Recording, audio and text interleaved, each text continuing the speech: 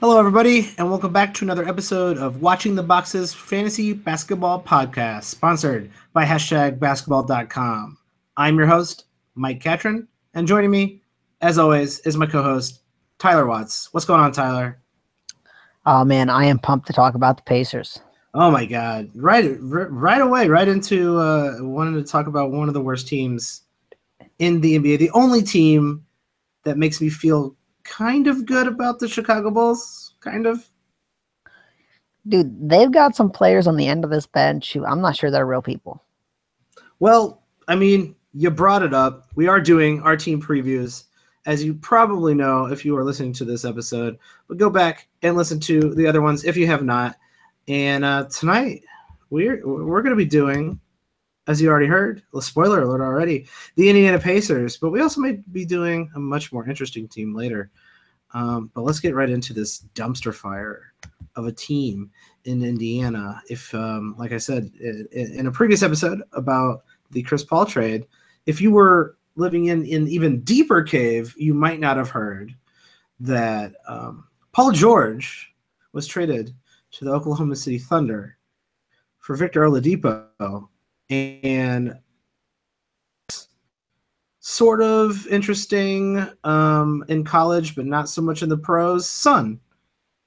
So not the greatest trade in the world, would you say, Tyler? Oh, that's safe to say. Yeah, it might be somehow made the Jimmy Butler trade look better, which means you're a trash franchise because the Bulls are also hovering around the dumpster. Oh, I forgot to ask you. What do you think about the move Chicago made today? Oh, what move would that be that you're talking about? You didn't see the move they made? They make so many like moves. It's hard to They hired a new senior advisor. Now I'm not sure what that means. Oh yeah, our old friend Doug Collins, right? Yes, sir. I mean, not our old friend Doug Collins, but the Chicago Bulls. my mate. Don't lie. He's my mate.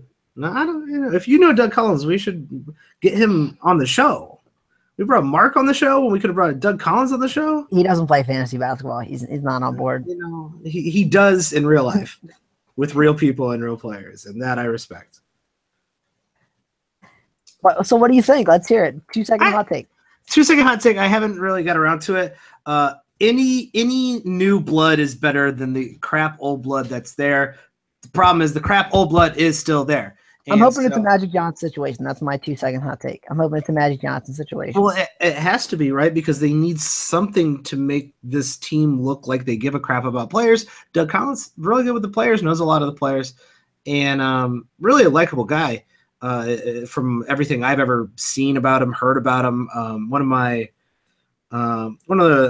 shouldn't even talk about this, but because it just depresses me every time I bring it up. But the Derrick Rose injury in Philadelphia, you know, Doug Collins is one of the first people out there because he knew when he heard it, when he saw it, that it was going to be devastating for Derrick Rose. And just, you know, Doug Collins, an all-around good guy. And like I said, anything, even if the old guys aren't out, at least there's some new blood in there with some better, with 100% definitely better ideas than the current front office. So great, I guess. All right, back to the Pacers. That was just an aside. I shouldn't have said that. Yeah, don't get me started on the Chicago Bulls. Yeah, let's get right into this dumpster fire team. What is the most interesting thing for the Indiana Pacers for this coming season? Trey McKinney-Jones. Ooh, I heard he might be starting. No, I mean, I guess the most interesting thing is Miles Turner, right?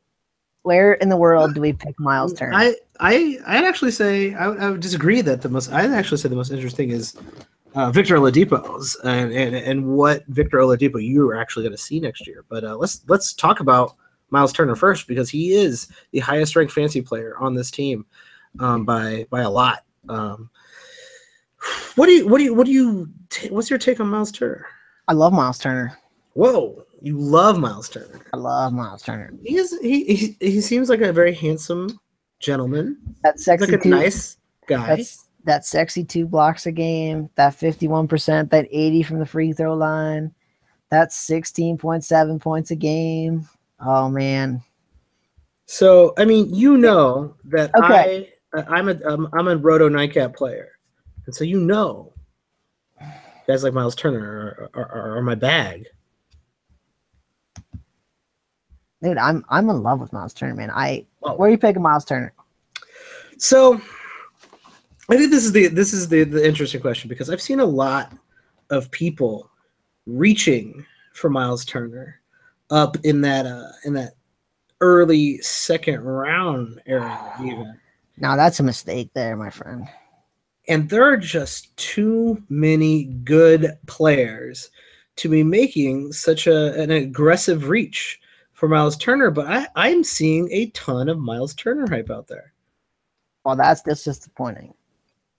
I completely agree. I think it's too aggressive. Even in a Roto league where I really do like him. I still have him kind of hovering around the bottom half of that second round, and if not, maybe even into the top of the third round. That's where I'm at. I'm at the top of the third, even probably. I think it's tough. One of the debates you see out there is a. I guess he's kind of right around 24 for me. In a 12 team, I'd say into the second round. I'm seeing the main debate being. Since people are fairly uncreative, Miles Turner or Kristaps Porzingis. They're both young. They're both centers. They both do interesting things. They're both kind of allegedly having a team built around them, even though that's not what's actually happening in New York.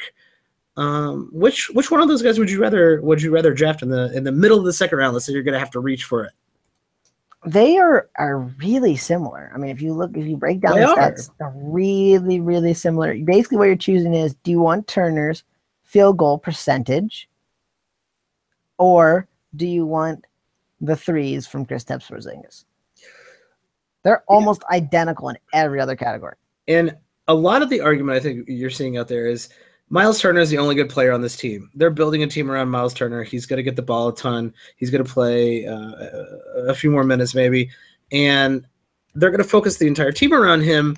This is his time, while there's still the Melo situation going on in New York. True, but I mean, how many points can Turner really score without damaging his field goal percentage? I mean, I'm not sure. And is Turner a go-to scorer? I mean, remember when Indiana tried to make Roy Hibbert the main focal point of the offense, and how well that went? Well, I mean, if Turner can shoot threes like he did last year, he was almost league average. I mean, 34.8%. The league average is like 35.2. So, I mean, he was right hovering around league average from three, which, I mean, that gives him a lot more than Roy Hibbert, who could barely shoot a jump shot. Yeah, he's going to see the ball more. That's 100% for sure. And I do like him playing with Oladipo a little bit better than I like him playing with Paul George. Oladipo does like to. But if you're telling me I've got to pick him in the top 15, forget that. I'll have somebody else. Thanks. Yeah, and I think that's really. I think you're starting to see that. I mean, let me go do my very serious, very scientific research on where Miles Turner is being drafted by going to the pre-made stats on Yahoo.com. They have him all the way down at 28. I think that's far too low. Now I'm jumping on that bandwagon. Get out of my face. I don't know about far too low. I have him like 24 in my ranking. I think it's a little low. A little low. Yeah, not far too low, though. I mean, it's not like you have him in the top 10 in years. Okay, fair. The maybe it was a little aggressive at Yahoo's nonsense, but I think you're going to have to, if you're going to take him, you're going to take him in the second round, even in a 10-team league. I think that is where he's probably going to go. And if you take him near the end of the second round in a 10-team league, I'm not going to be mad at you. I don't think that's crazy. I'd feel much better if he was my third pick, but if I have to, I have to. Yeah, and I think that is where he's going to go. And usually when we talk about guys like that who are, you're like, oh, you're going to have to reach for him, and you're reaching for him at his ceiling, and so you're not getting a very good value. Well, you're not reaching for him a round and a half ahead of time, or even a round ahead of time. You're reaching up a handful of picks for a guy you like with a very good ceiling. And I don't think there's anything wrong with that. I'm not a huge downside, I don't think. I think there's his variance is small. Would you rather have Miles Turner or Paul George? I'd rather have Paul George. So would I. Sorry, Miles Turner. Let's go to who I think is the most interesting guy on this team, because I think Miles Turner is going to be good. He's a great 9-cat guy. He's a good 8-cat guy, and he's kind of becoming a sexy name out there, and that does not bring value. And speaking of guys who are becoming a sexy name, I don't think there's anyone who's not paying attention to what the fantasy basketball analyst community is talking about, other than the player that I think a lot of people are super hyped on is Victor Oladipo. That's just disappointing to me. It's disappointing because you're not going to reap the value.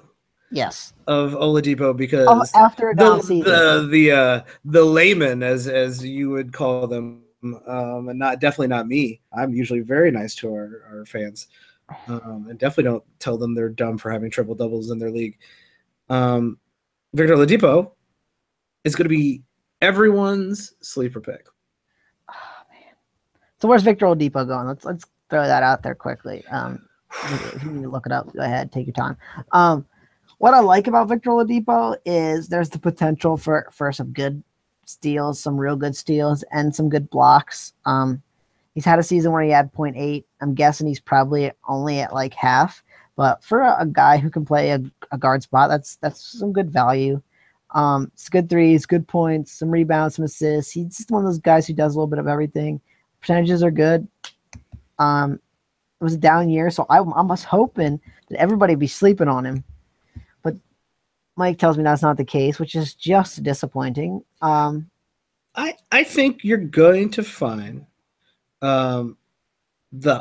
it's the easy hype train to jump on. Anyone who paid attention to fantasy basketball more than last year, or basketball in general more than last year, kind of knew Victor Oladipo had some very interesting fantasy lines a couple years ago down the stretch before he moved to Oklahoma. He was putting together some really absurd lines down in Orlando. And I think he's actually averaging. He was ranked in the top 15 over the last month or something like that. Yeah, after a horrendously disappointing, we're not going to start you even though you're our best player situation.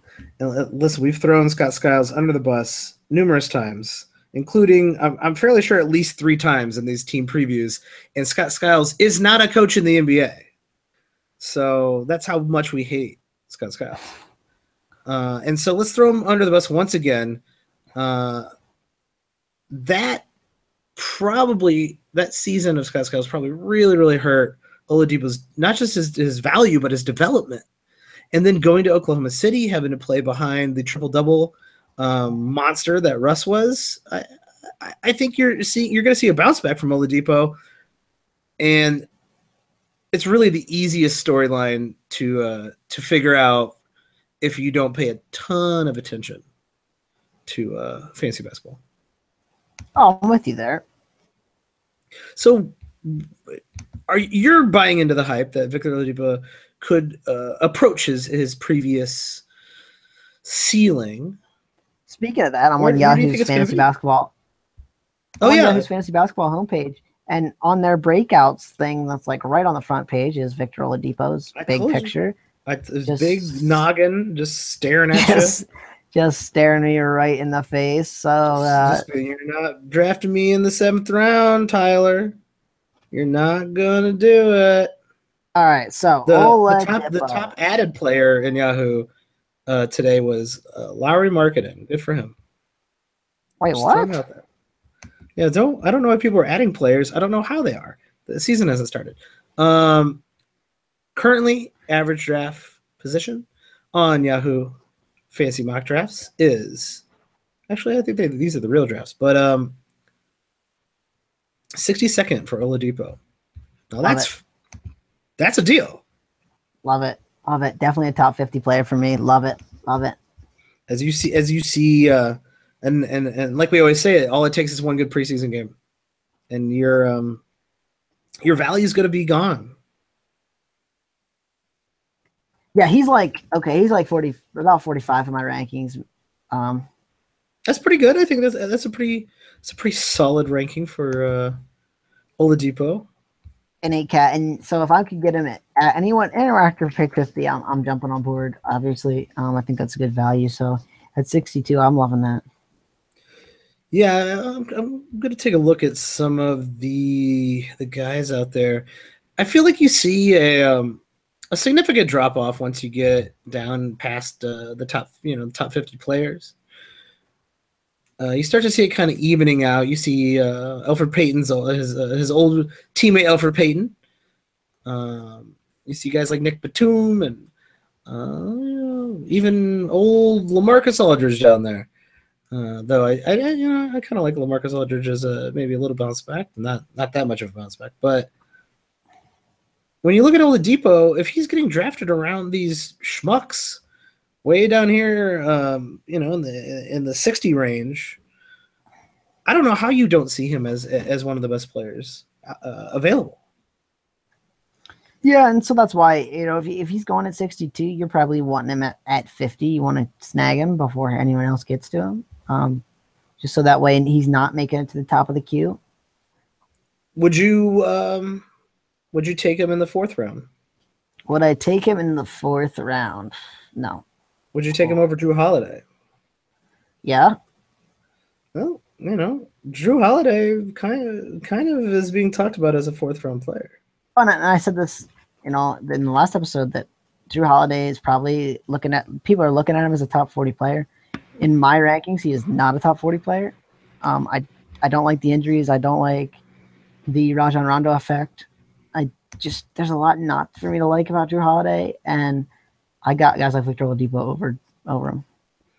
I really don't like the Jrue Holiday effect, or not the Jrue Holiday effect, the Rajon Rondo effect on Jrue Holiday. And I really didn't like the worse effect of Russell Westbrook. Do we need to reevaluate our thoughts on Paul George? And I know we haven't done Oklahoma City yet, but let's pin this out there. If Oladipo, I mean, we're not going to know until the season starts, right? But if Oladipo took that big of a hit playing behind Russell Westbrook, maybe we should consider Paul George's value a little bit differently. Here's where I see the difference, okay? And I think this showed in Orlando.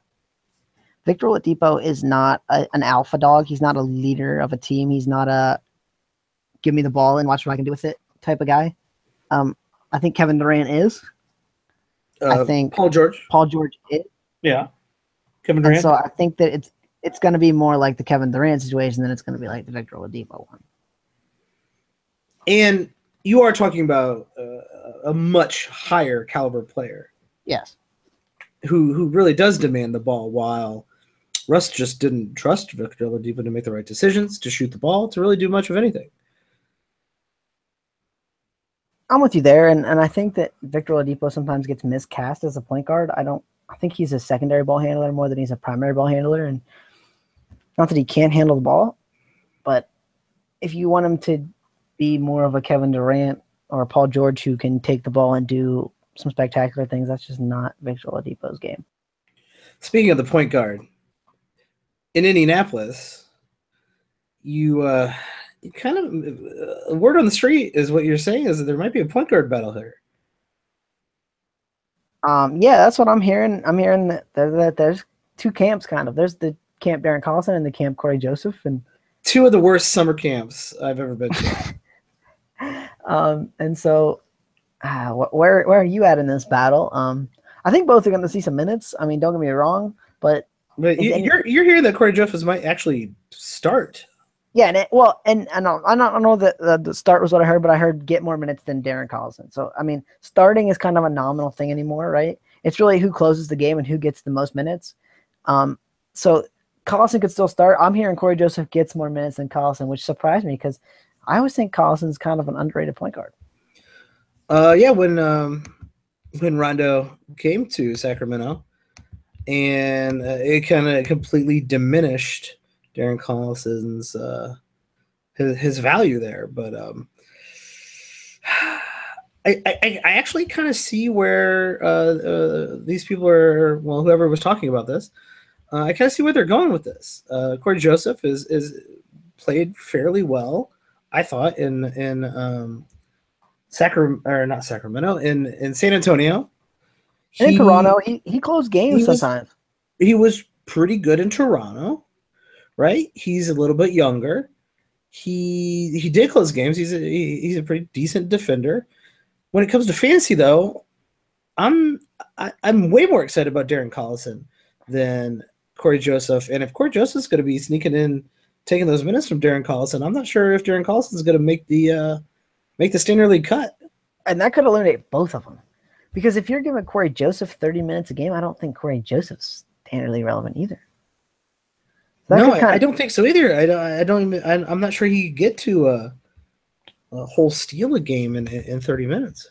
And like maybe 10 points and a couple of handful of assists, 4 or 5 assists, 3 rebounds, maybe 3.5, like some ugly stats. Not shooting threes. So I mean, this could be the point guard situation where you don't want any of them. Yeah, and I think that hurts Darren Collison's value right there. Maybe some people are kind of on, the little bit savvier people would say, instead of talking about Oladipo, they'd be like, well, Darren Collison's due for a bounce back. He's going to be the starting point guard. He's going to play 33 minutes a game. This team's terrible. He's one of the few good players on this team. That guy can hit some threes. He can get some steals. And you're going to think you're going to sneak him in one of those late rounds, and you might just be getting him at the right value. Or you might be getting snuck, and if he's playing 20 minutes a game, you might not be getting anything. Yeah, and so his ceiling significantly changes with that opportunity of playing time. And this is still a rumor. I think we'll have to reevaluate this once the preseason comes along and we see some of these rotations. And this is it. This is definitely a camp battle to watch. Is Joseph against Collison. Oh, definitely. Let's go the other route and just go Darren Collison. He's gonna get 31 minutes a game. Where are you taking him? Are you taking him? At 31 minutes a game, I'm taking him. I think he's standardly relevant. I'm not excited to have him, for sure. I am probably taking him around pick 100. Probably a little bit later. If I'm getting him in the 11th round, I'll probably be pretty happy about that. If he gets named, he's got a decent upside. If he gets named the starter, though, I could see him getting picked at like pick 80, 90, and I don't know. I think Corey Joseph pushes him hard enough for minutes that I think that's a little bit too rich for my blood. Yeah, if you see even if you see a significant change where you see, all right, he's definitely going to start. We don't know what that rotation is actually going to be. Like you're saying, starting doesn't mean what it used to. Right, and I want to hear who's going to close. If you're going to tell me Victor Oladipo is going to, or not Victor Oladipo, I'm sorry, Darren Collison's going to close the game, I'm going to be a little more excited than if I'm hearing he's going to start the game. Always be closing. That's your motto. Well, that's someone's motto anyways. I don't know that it's mine. Who else on this team is interesting you fantasy-wise? Well, Thad Young's got to be in there, right? Definitely. I think Thad Young's often overlooked. He's he's one of those guys who has a very unsexy name and an unsexy game, but for us fantasy nerds, we're fans of Thad Young, especially his steals. Yeah, and good percentages. You always love good field goal percentage. I'm sorry, bad free throw percentage. But he really doesn't take a ton of free throws, so it's not the worst thing in the world to have a guy like that. Yeah, no, and I mean you're hoping that he can get closer to that 15 points a game that he's averaged there for a few years, and not the 11 he had last year. But on this team, looks like there's plenty of opportunities that I think he could push back closer to that 15 points, and that makes him pretty interesting. Yeah, I like the opportunity there with literally nobody on this team, other than Miles Turner, who's pretty much too young to demand the ball, become a superstar, and take possessions away. Thad Young probably see a few more shots and play a few more minutes even, and he's definitely a kind of end of the draft. I think we kind of mentioned someone similar to this when we talked about Denver, Wilson Chandler. I think Thad Young's a kind of a better Wilson Chandler, especially for your Roto Nine-Cat leagues with that field goal percentage and the incredibly low turnover. Oh, I'm definitely on board with that. He's a rich man's Wilson Chandler. I would even say that he's probably, if he can get to 15 points or even 13, I would say he's pretty close to being a starter. Even in a 10-team league, he's pretty close to a top 100 player. Yeah, I kind of hope his points do end up coming back up. If you're seeing him dropping in that 9th, 10th round, past those, would you like him better than Darren Collison? I think I would. Oh, faux show. And a lot of that comes from the steals. He's just he's got a good steal rate. He's got a sexy category. I talk about this a lot, right? How I'd like a sexy category where I can say he's elite in that. He's pretty close to elite in steals. Yeah, there's two types of these fringe guys, and it's the Wilson Chandlers who kind of do a little bit of everything, but not a lot of much, but it's enough to slowly increment you up in most of the categories. Or you got your sexy category guy who's not a good 3-point shooter and not a good field goal shooter, but he's going to get you solid rebounds, but crappy assists, but elite steals. And you're like, oh, great, those elite steals really do make a difference. So I could see me owning the Deuce a little bit this year. Indiana players a lot of times are especially on the fringes, are underdrafted. No one's super excited to get Thaddeus Young. He's older. But we talked about this a little bit, too, is there's no one really to push him for minutes. No, I don't know who's going to play. Sabonis? That's what I mean. Glenn Robinson, the third, will get some minutes, but, I mean, you got to think that he's going to carve out a nice 30, 32-minute role, and with that, I think is a top 100 player. Yeah. I'm with you on that one. I don't know. Is there anyone else on the fringes of the overlooked fringes of Indiana? By the way, have you ever been to the fringes of Indiana? I have not, my friend. I have never been to the fringes of Indiana. I have been to Indianapolis. It's a nice little place. Yeah, it's a very nice little town. So the only other guy for my deep league special, right? I like to do that. There's kind of two guys I'd be looking at in the deeper league. They are Bojan Bogdanovic and Glenn Robinson. The minutes battle. I like Bojan. Yes. I like that guy. I'm gonna just brutalize his name. So, I like him. He's gonna be. He's a bulk scorer. Point and threes guy, but that can be useful in a deep league. This team needs someone to shoot the ball. Right. Now, the bad part is there's like 0 steals and there's absolutely 0 blocks, which that stinks. And there's about suspiciously close to 0 assists. Yes, but in a deep league, at the places you're going to have to draft this guy, which is probably like somewhere between pick 180 and pick 200, I mean, get down there once, people. You know, if you play in a deep league, there's a lot of crap around there. So if you can get 11 points and a 3.5, you'll take it.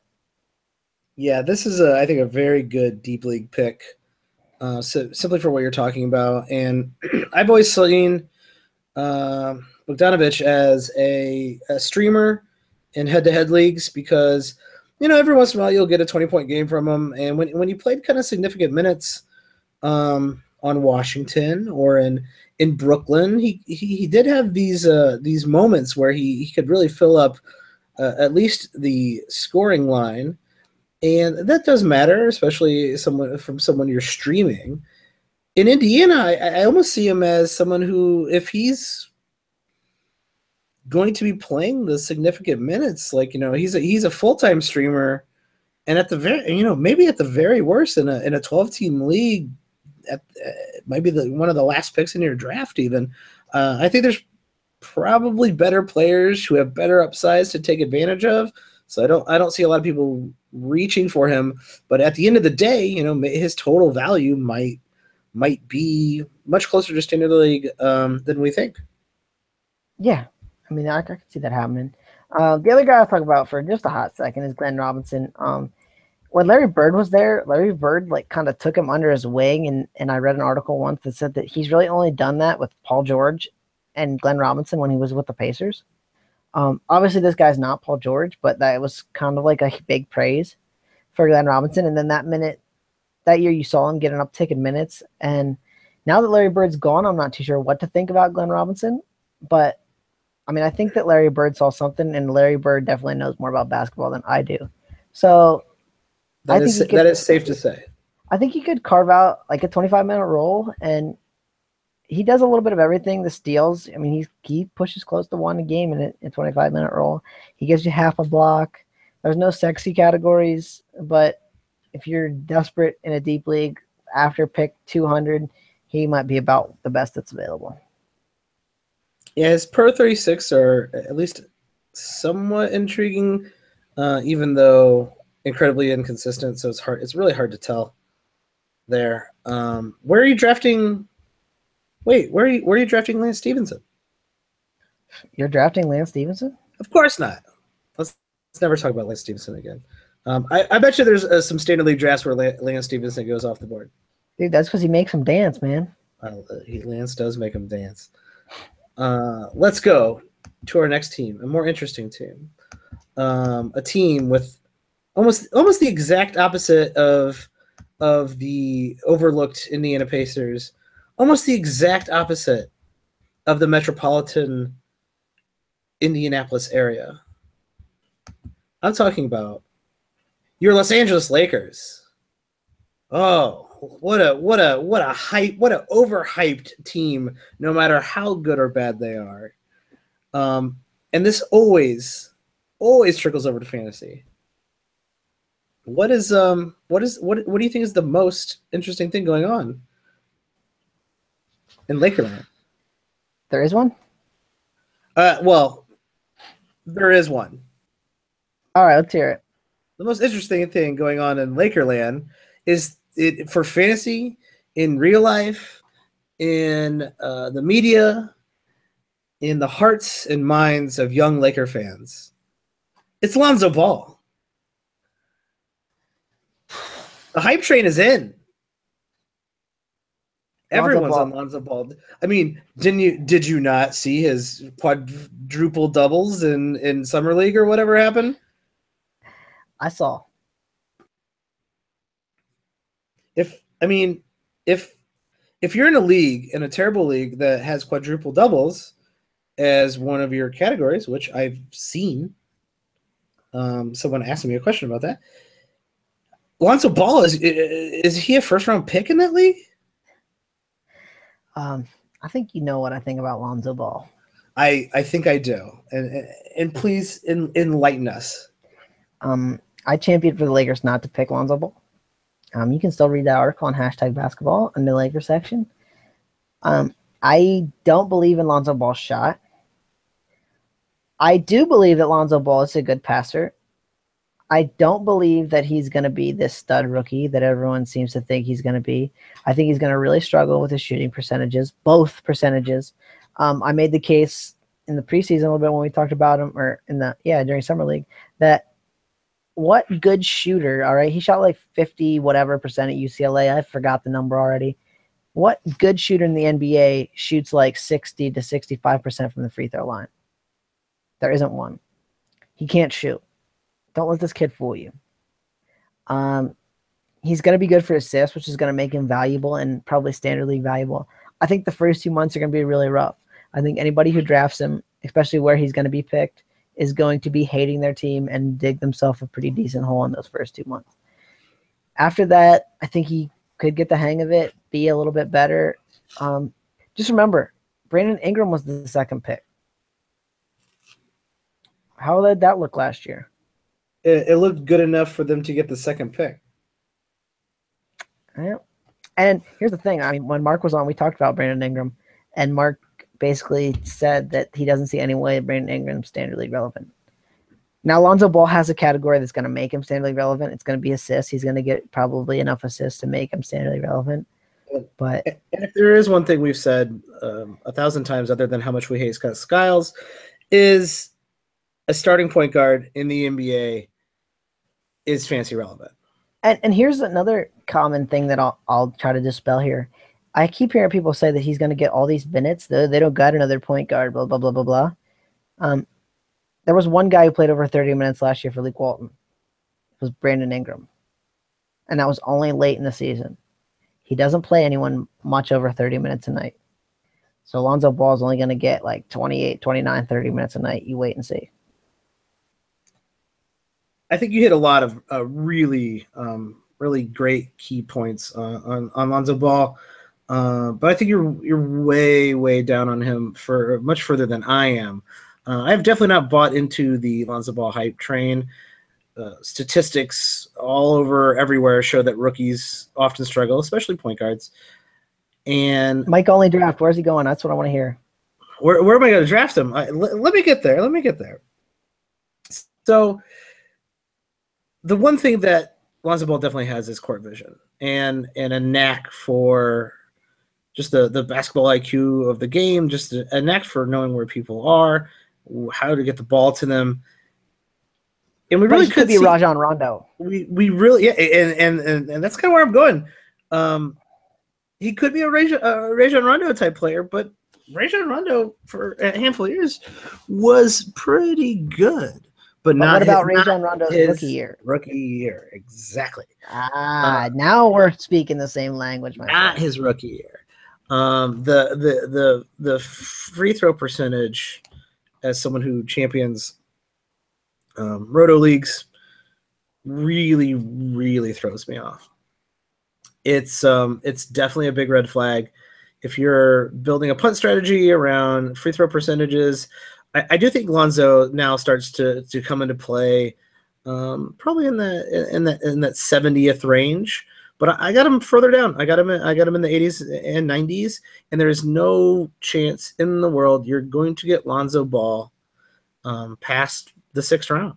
It's just not going to happen in any draft. Here's the other thing I'll say with the Rajon Rondo comparison: he's never going to get as many steals as Rondo did. It's not going to happen. He's going to be more like a 1 to 1.2 steals guy a game. Yahoo, he's being drafted 54th. I only think that's going to go up. The hype train, you talked about it. It's real. It's coming. It's Borden.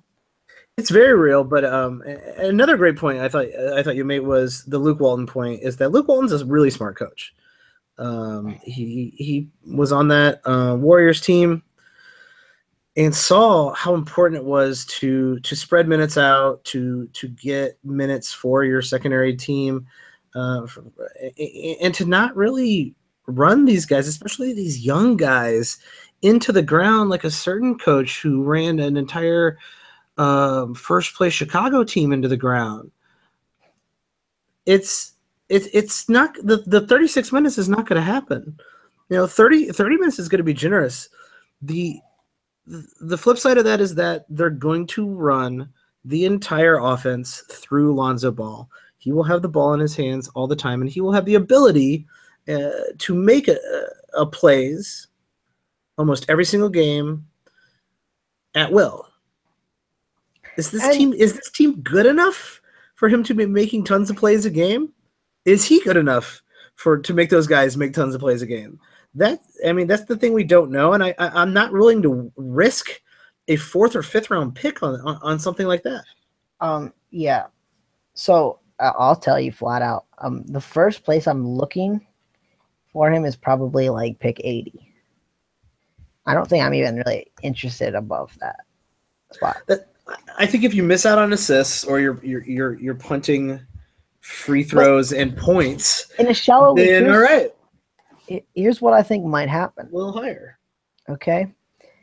He's not going to be good for the first stretch. I can't imagine. I just can't.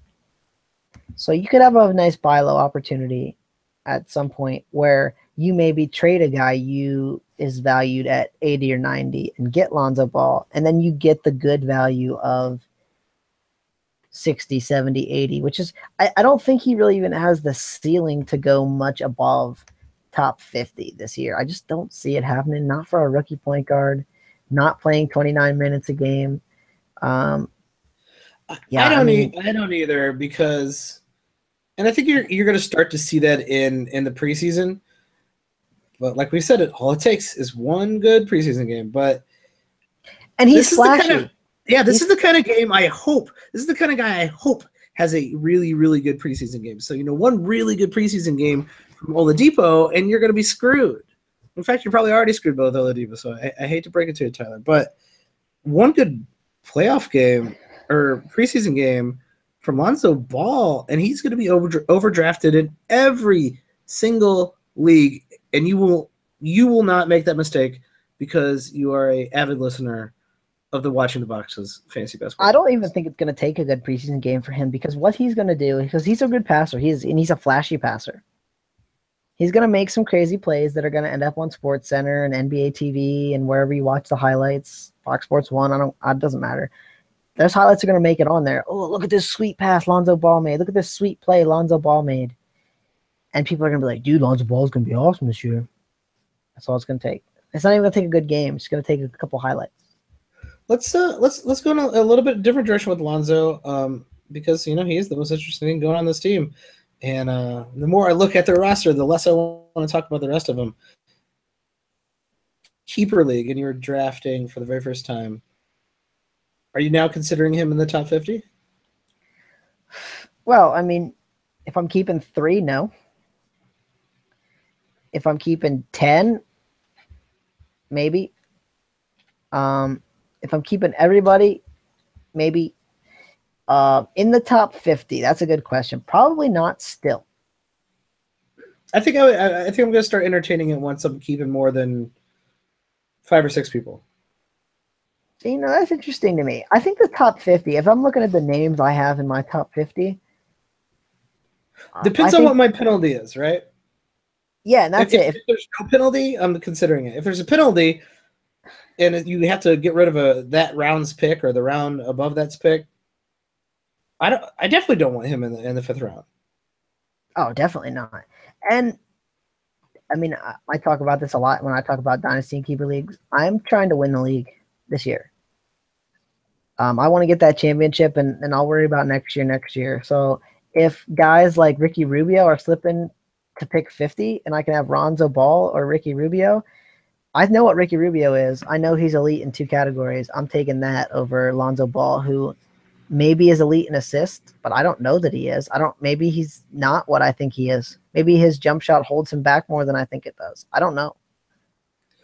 Yeah, and there is just something about him that makes me pause, because I keep asking myself, what are other people seeing that I'm not seeing? Because I'm seeing a guy with incredible court vision, and that's it. And I'm hearing, his ceiling being an all-star. And last time I checked, I don't think Ricky Rubio was an all-star. Do you? Was he? Was Ricky Rubio ever an all-star? No, and yeah. Well, he could have been in the East, maybe, but in the West, no. That's what I mean. And is Lonzo Ball stealing Ricky Rubio? Like you're saying, he's never going to approach those assists or the steals. I mean, yeah. I mean, I think that's kind of his ceiling. I'm not big on Lonzo. I'm just not. Maybe he'll prove me wrong, and I'm all right if he does. But I think put a caution flag on that one for me.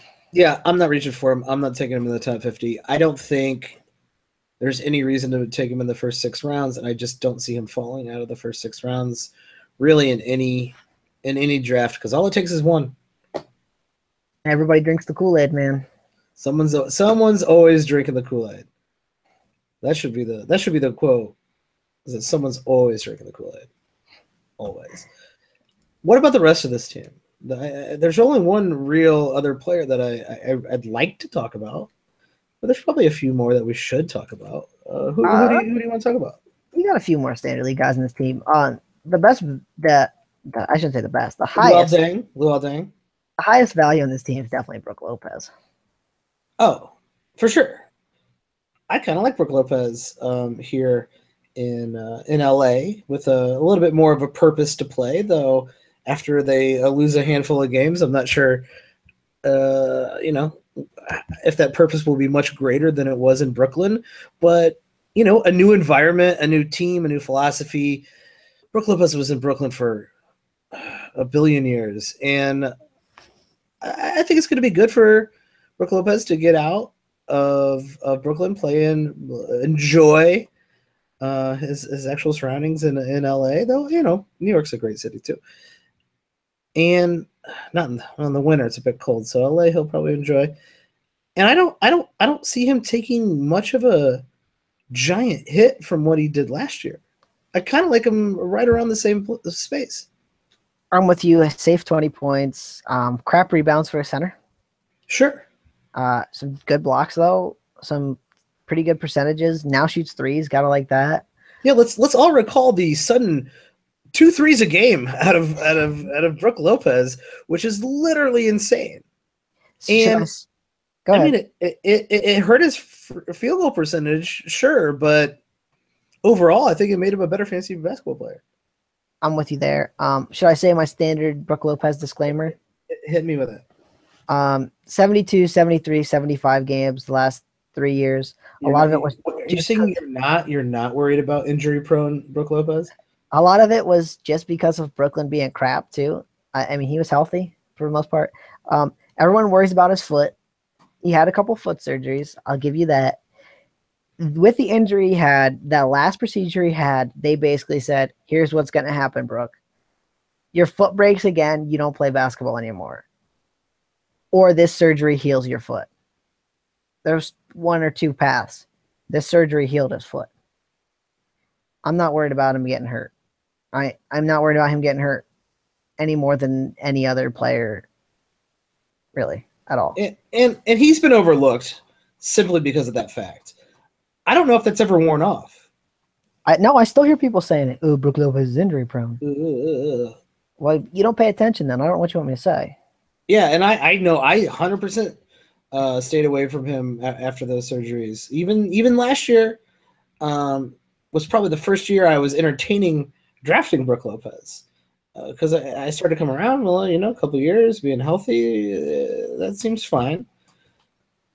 Yeah, and I mean, I got it after the first year, right? It was like, okay, well, maybe this does his foot breaks and he's done.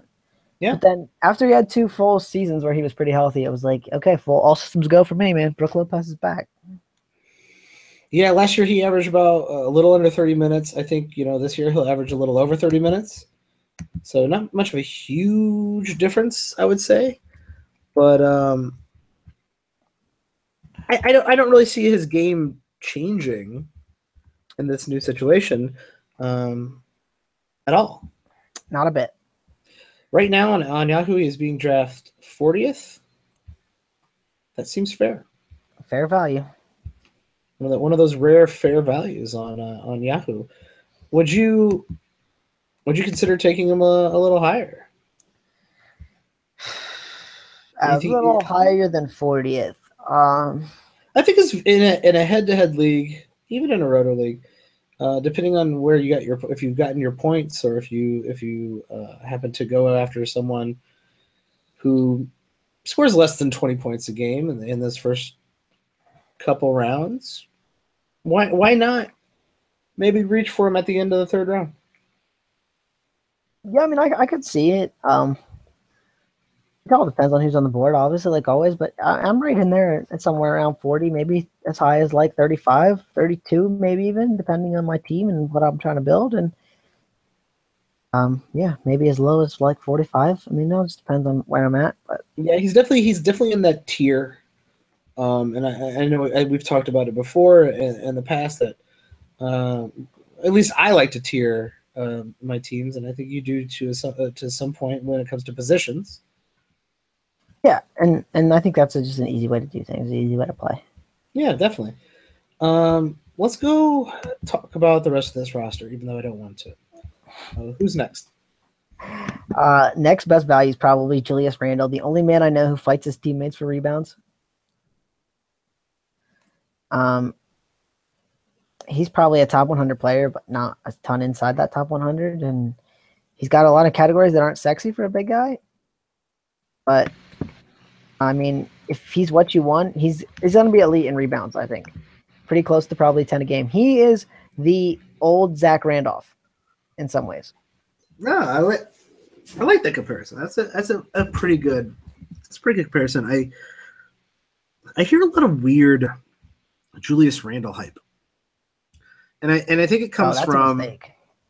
I've been hearing a lot of weird hype because, at points last year, he ends up putting together some really great lines. He's had, correct me if I'm wrong, because I don't play in leagues with triple doubles because it doesn't make any sense. But I'm fairly sure Julius Randle had a couple of triple doubles last season. One of the weirdest players to get triple double. Your guess is he did have at least one. I remember the night, but I'm looking here. Apparently, he had 2. Wow, good. Fair play to him. Good for him. Yeah, respect to Julius Randle. Got close a couple times here and there as well.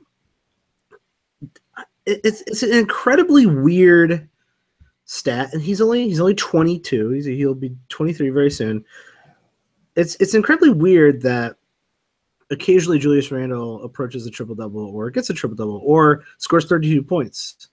Is it weird? I find it very strange because I just don't find him to be a good player. Most of that's probably based on his consistency. Step back, okay. You said the reasons why already. If you think about it, okay. He plays what position? Does he play the 4? Yep. Who played the 4 for Golden State? Oh. When Luke Walton was there? Someone named Draymond Green, I think. Okay. They run those same little similar sets where Julius Randle kind of gets to the top of the key and passes around. Okay. On defense, the man does nothing but camp in the paint and try to get the ball. That is pretty true. So he gets easy rebounds. He gets the 10 points, not too difficult. And if you're playing the Draymond Green, how hard is it to luck your way into 10 assists and once in a blue moon? Those are very good points. Even old Zach Randolph had a triple double because I know this because I was in the building when his only triple double of his career happened, and it was magic. It really was. It was beautiful. It was a beautiful thing to see. The people of Memphis really gave him the respect he deserved, and I think it was against the Clippers too. So screw off Clippers. But I will say on Zach Randolph. I will say that Randolph is not a guy I like to pick. He's another one. No minimal blocks, minimal steals, no threes. I mean, just 3 categories he kills me in. That's exactly what you're seeing with Julius Randle. Yeah, just not in love with that. Just can't get on board. Is he a standard league player? You said. I think you said yes. I think he's like a top 100 player. Pretty close. I mean, that 9 rebounds. We talked about this. Not many guys are getting 10 rebounds. Yeah, if he's 9. That's an elite category anymore. That's wild, 9 rebounds being elite, but it's starting to be. And so, yeah, I think he's definitely got to be a standard league relevant and probably even picked as a starter. Like you said, he plays for the Lakers. He'll probably get some undue hype. Probably go at like pick 80, and that's just I think that's almost. I was going to say like 70, 80 in that range, and that's a reach. He is going at pick 73, and everybody on Yahoo can have him. Wow. Right in front of Lou Williams. Woof. Hopefully these draft rankings get better here on Yahoo. I need to call somebody. Jeremy Lin, 95, and he's up there at 73. Oh, that's terrible. So let's talk about someone else who has some very good upside, but we like to poke holes in this upside. Brandon Ingram. We did talk about Brandon on the Mark Roberts podcast. If you have not gone and listened to Mark Roberts' projections podcast, you definitely should. It's only a handful of episodes ago, and it is a amazingly good insight on to how Mark makes his projections each year, why they are probably one of the more accurate projections I've ever seen. I've used them quite consistently and done well over the last few years. And you can check all that out on hashtagbasketball.com. I will say this, and I said this one other episode, it was the best episode we've ever done, and that was because I talked the least amount I've ever talked. Yep, that is how I, like I said, gauge the quality of the episode. And so this was kind of going downhill at this point. But Brandon Ingram, I'm gonna try to break the habit and let you tear apart Brandon Ingram. What is there to like about Brandon Ingram? I mean, I keep hearing all this Brandon Ingram hype. He's the second pick in the draft. He's 20 years old. No. He looks like Giannis. I heard a crazy story that he somehow grew 2 inches this year. Did you hear this? No, I did not. Yes, just the other day, and I'm sure you guys can find it if you use the Google. Somebody had out there that he supposedly grew 2 inches and he's now 6'11". That's incredible. So he's going at pick. Go ahead. I'm gonna move him up in my draft rankings for that. He is going at pick 113 in Yahoo. I'm already hearing some buzz that he's the breakout guy. Mark has him ranked 177th. Mark did a better job of explaining than even I could. He doesn't have an elite category.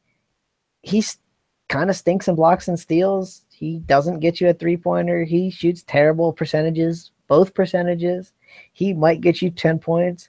This would be a deep league special if he would go in that range. But he doesn't. He's going as a standard league player. And he's not a standard league player. Yeah, and I think we kind of talked about this. Luke Walton isn't going to suddenly give him 36 minutes a game. He's going to get like 30. I guarantee it. Maybe 31. Yeah, and I think his points will get better. He's learning how to score at the NBA level. You can kind of see it during the second half of the season. Coming into his game, he was a rookie. He was incredibly young. But you're 100% right. His shooting his outside shooting is I don't know, non-existent. It's not good. That's for sure. Bad. And the free throws are bad. And free throws are worse somehow. The field goal percentage is bad. I mean, 44% on 2-pointers. You're 7 foot tall. Yeah, and you're hearing a lot of he's the next Giannis hype, and I think Mark mentioned it. When you start looking at what Giannis was doing, and just at this stage of his career, which was really not that long ago, Giannis was shooting better. He was doing a lot more on the floor, and sure, there's a handful of games where Brandon Ingram looks incredibly good. 15, 5, and 6 and a steal in 27 minutes. That's fine, but that's not what he's averaging. Still the skinniest player on the court I've ever seen, too. Yeah, he is not bulked up, and all it takes is one good preseason game for the hype train to leave the station. And this hype train left the station a year ago. Yeah, even as a last pick. I'm not even excited to have him as my last person in the standard league. I mean, that's the only way I'm going to take him is if I'm bored and I want to take Brandon Ingram as the last pick in my draft. And he's going as a borderline starter in a 12-team league. I don't see it, man. I don't see any way it's possible. I don't see it either. I understand there's upside here. I understand he's incredibly young, and there's been the occasional flash, but a whole season of him averaging 18, 5, and 6, it's just not going to happen. Yeah, I'm with you there. Let's talk about someone else on this team. Someone new to LA. And an old something blue. Yeah, Brandon Ingram, something blue. And Kavinius Caldwell-Pope is something new. Straight off the train from Detroit, which is don't take the train from Detroit to LA. It's far too long. Amtrak. doesn't even own the rail lines like they do in Europe. So they have to pull over for freight trains. We don't have good public transportation in this country. Take a flight.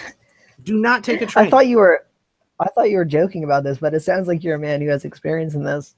No, I'm just aware of our terrible public transportation, and I live in the Midwest, which it would be nice to not have to drive long distances and take a faster train, but driving and hitting traffic is still much, much faster than the Amtrak anywhere outside of the Eastern Corridor.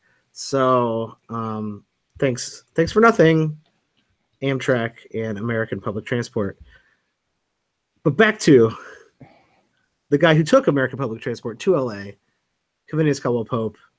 KCP is there a hype around KCP right now? In the sense that in Yahoo he's going 91st. That's a hype to me because I certainly don't have him in my top 100. I barely have him in my top 110. Is there anything you like about his change in situation, and his improvement as a player in Detroit? Let me say this. I think he's one of those guys who's probably a better real life player than fantasy. I think he can be an all right NBA player and do some things that don't show up in the box score. But, I mean, he's a bad 3-point percentage shooter for his career, 33%, well below league average, 40% from the field. I mean, he might get you 13 or 14 points, but with a steal. But other than that, it's like, kind of nasty, kind of ugly. And he's suspended for the first 2 games, so we'll say that. So if you're picking him just to use him on opening night, that's not working out. Yeah, I mean, he's a guy who I almost like don't want a ton in a standard league. In the sense that like he's probably ranked like 110th, and at that point I kind of want a little bit of upside, and I just don't think he has any. Yeah, we talked about think about who he has been, right? We've talked about Wilson Chandler. We've talked about Bogdan Bogdanovic. I've always seen KCP as a head-to-head streamer. Maybe maybe out of these 3 guys, probably the best one. The one that I might keep at the end of my bench instead of dropping back to the waiver wire every once in a while when he's playing a little bit better. But where is he going? Where's he been improving at? Where is he going to go? His shot is still not good. Minutes are going to go down too. The lowest he's played in the last 3 years is 31.5. I'd be surprised if he got that in LA. Yeah, I mean that's probably his ceiling, right? 31.5.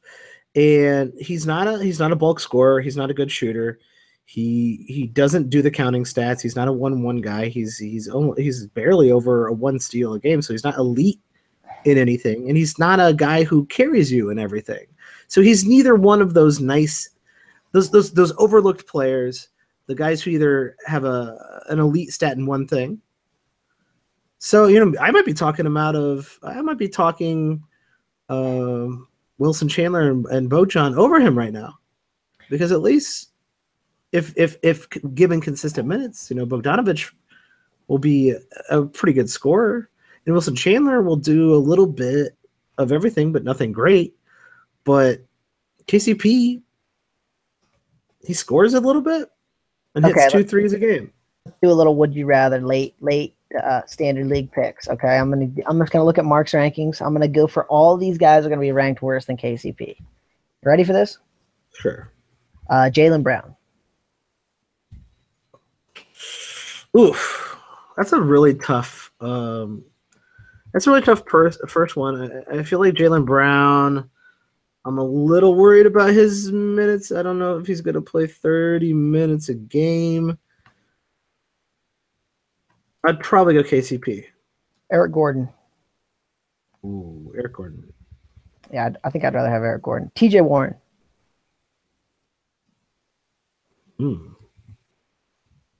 These are guys these are the guys these are my favorite guys to think about. These random dudes at the end of the draft that nobody knows. See, that one wasn't even a hesitation for me. It was TJ Warren for me. No, full stop. I mean, I think TJ Warren's gonna still have his same role in Phoenix. Phoenix is a little weird to me, but if I think about TJ Warren, like he's very similar to KCP, but I like TJ Warren more. He's a good shooter. One of my ultimate favorite late round picks, Derek Favors. Derek Favors. Yeah, by far for me. Norman Powell, guy for Toronto, maybe going to get some minutes. Yeah, KCP. Me too. Rodney Hood. Ooh, Rodney Hood. I say I'm going Hood just for the upside there. Yeah. So I mean, at that point, I think KCP, you're looking like somewhere in the 110 to 120 range if you got all those guys over him. I think. I actually think maybe this becomes a segment. Which one of the hyphenated players do you want? Michael Kidd-Gilchrist, Rondae Hollis-Jefferson, or Kavinius Caldwell-Pope? Am I missing anyone? Willie Cauley-Stein. Willie Cauley-Stein. Ooh, a young Willie Cauley-Stein. Like is KCP the worst of the tri-named characters? Does Al-Farouq Aminu count? That's the real question. It's hyphenated. His first name's hyphenated. Hyphenated first name doesn't count because then it does not count. Because Karl Anthony Towns would count if that counted. Sorry, Al-Farouq Aminu. You're out, man. You gotta have two last names, brother. Yeah, Willie Collins. Left or right here. I'm sorry. I'm sorry, Al-Farouq. Probably the worst of that group. Next to that bunch. That's wild. Because like I could see him being better than Rondae Hollis-Jefferson. Well, Rondae Hollis-Jefferson's very much a. But right? But Rondae Hollis-Jefferson could be a 1-1 type of player. Well, Pope is not going to be. Oh, I'm with you, but you got to have the right team for Rondae Hollis-Jefferson. Like if your big categories are points, assists, and threes, like Rondae Hollis-Jefferson's not helping you a ton in anything. You need the right kind of team. You got to have the right kind of build, or you're trying to fill in the gaps with Rondae Hollis-Jefferson. Ooh. I can't wait to Sacramento is in the future. We still haven't done them yet, but I am excited to talk about Sacramento. And Tyler is a bit of an expert on Sacramento because he does write a lot about Sacramento. I am, and I got some nice hot takes for you there. So yeah. So some would say you maybe think too much about the Sacramento Kings. That's safe to say. That is very safe to say. I think that's fair. Do you want to talk any more about these Lakers? Because I don't. Larry Nance. So if you're looking at the Deep League specials, yeah, you got two guys. I always forget about the Deep League specials. You got two guys. You got Jordan Clarkson. You got Larry Nance. You seem to want to talk about Larry Nance, so I'll let you go on Larry Nance, and then I'll say my bit. I do like Larry Nance. I think Jordan. I'll throw my bit into Jordan Clarkson already. Is that a lot of people are going to be overdrafting Jordan Clarkson? I could just see it already. I like Larry Nance simply because I like his potential as a fantasy player.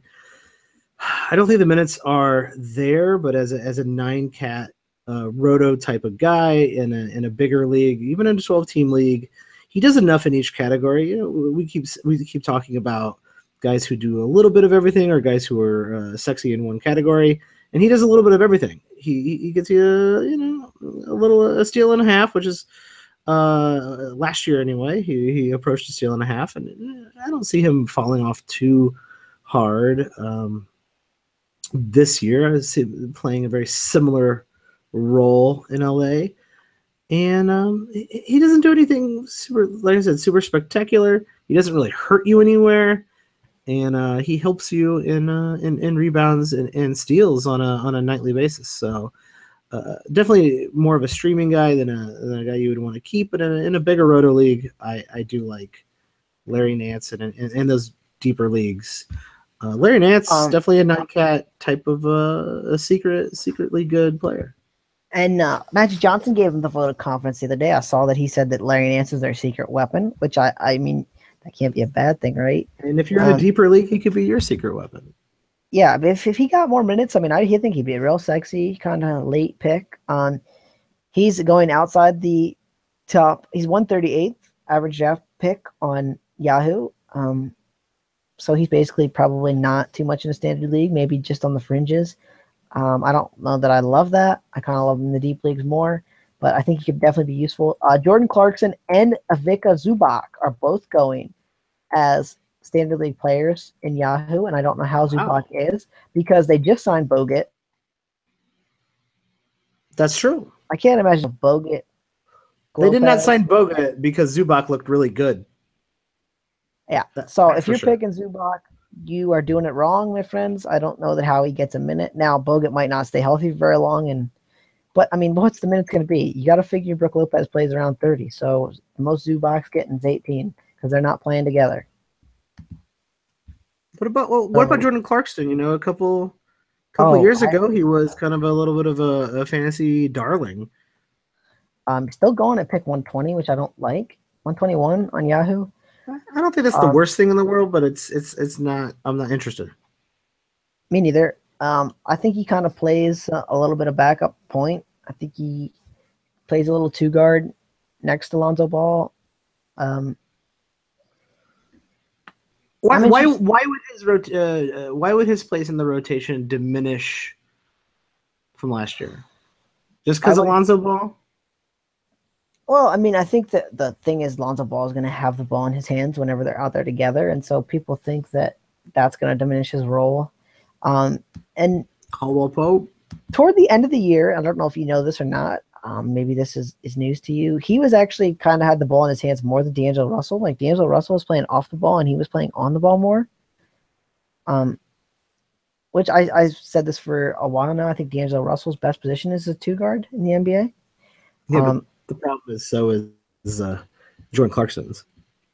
Yeah, no, it wasn't a great fit together, and I think that's why they moved D'Angelo Russell. But I mean, that's real life basketball talk. We don't need to get into. I actually think not D'Angelo Russell. Jordan Clarkson can do pretty much what he did last year. I mean, which was, standard league relevant at the end, which was barely standard league relevant. So I mean, if I guess if you're looking at totals, he was in the top 100, right? But on average, he barely made that cut, and I could see maybe him scoring a little bit less, but I mean, if his minutes drop from around 30 to around 25, then I'm not sure he makes standard league. But I mean, okay, they got Caldwell Pope and they got Lonzo Ball, but who else do they have that they're going to play as a guard? Nobody. Tyler Ennis, great Tyler Ennis. He ain't getting minutes. Okay, so you figure there's how many minutes to go around? There's 48 and 48, so 96. You figure that those two get 60 of them. I mean, there's still 36 minutes available. You got to think that Jordan Clarkson probably gets 28, 29. Yeah, and I think that's the kind of the point I'm trying to make is that I don't know why his role would be significantly diminished, and I think a lot of people are thinking because Ball is there, because KCP came in, is that Jordan Clarkson is going to be completely kicked to the side, when in fact he's probably going to be playing with both of them significantly. Yeah, so I mean, I'm in the sense that 120 I don't think is a terrible spot. I'd like it probably a little bit more in a deep league than a standard league, but it's one of my last picks in a standard league, I don't hate it. No, and if you're in a bigger league, that right around that 11th, 12th round, sure, okay, why not? It's I'm not sure there's anything to like. I didn't see him take any significant steps last year, so I'm not sure why I would think his ceiling gets any higher. Aaron, I'm not interested in anybody else on this team. Not even Luol Deng. No.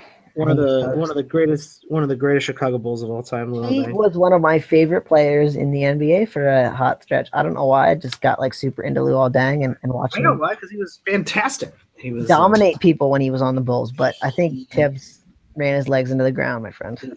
He certainly did, and you can see it. How old do you think Luol Deng is? Because I know, I off the top of my head. He seems like he'd be 35, but I'm guessing he's 32. He's 32. You would never guess he was 32 because you know what a lot of 32-year-old players in the NBA are doing? Playing basketball. And Luol Deng looks like he probably shouldn't be playing basketball. Yeah, he looked toasted last year, unfortunately. He looked really, really done for last year. And it's sad because the guy, man, what a amazing two-way player he was. Go, everybody do yourself a favor. Go watch some old Luol Deng highlights if you really. I'm not joking about that. He was just incredibly. He's not going to do anything flashy, right? But he was an incredible defender. LeBron hated Luol Deng. Yes, he did. Hated him. And Dwayne Wade hated Kirk Hinrich. And at one point, those guys could actually guard those two other guys, and then at one point they could not. So, I loved Kirk Hinrich's rec specs, man. Oh, Captain Kirk. He must have some dirt on Gar Forman because he kept getting re-signed by the Bulls every single year for no reason. And then he'd like get traded, right? Then he'd like be back, and I'm like, wait. He'd be back, and then everybody would be. I mean, people were fairly significantly happy about it. I think that's it for tonight. I don't really want to, after that really rough stretch of having to talk about Indiana and the Lakers. I'm worn out from all these dumpsters.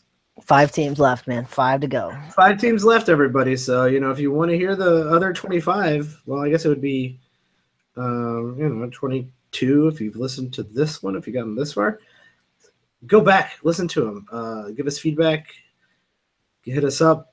23, Mike. Your math's a little bad. There was only 2 teams. What? There was 23 before today. There's only 2 teams on this episode: Indiana and Lakers, man. Oh, you know what? Math is not my strong suit, and that's why Tyler is here, and that's why he has so many numbers in his Twitter handle. What is your Twitter account again, Tyler? At Watsy4444. That is 4 4s. You want those custom ranks? 3. Yeah. Message me on Twitter. Any categories you got, I'll try to dig something up for you. It can be done. Those custom ranks are amazing. They're excellent, and Tyler is using Mark's projections to put those together. And both of those guys are saints because, like I've said in the past, if you're using quad doubles, you're doing fantasy basketball wrong. That should not be a category. I don't even know when the last quad double was. I don't even want to look it up. But if you are using quad doubles, draft Lonzo Ball first in your league because I don't want you to win because I don't want that league to exist. So I'm just killing people today. You can find me if you're pissed off about that rant at Watch the Boxes, all one word, on Twitter. And if you're interested in joining our listener league, there's not too many spots left, so feel free to message either one of us or message at #basketball, which is the #basketball main Twitter account. And on #basketball, you can find all sorts of ridiculously good fantasy basketball tools for free, including Mark Roberts' coveted projections that we did talk about in what Tyler said was the best episode of this podcast. And I think I agree with that. I'm with you there. They're great. Those rankings are amazing. Yeah, so only 5 more to go. We will continue with our previews next time. And I think that's it for tonight. So thanks for joining me, Tyler. Have a good one, Mike. Good night, everybody.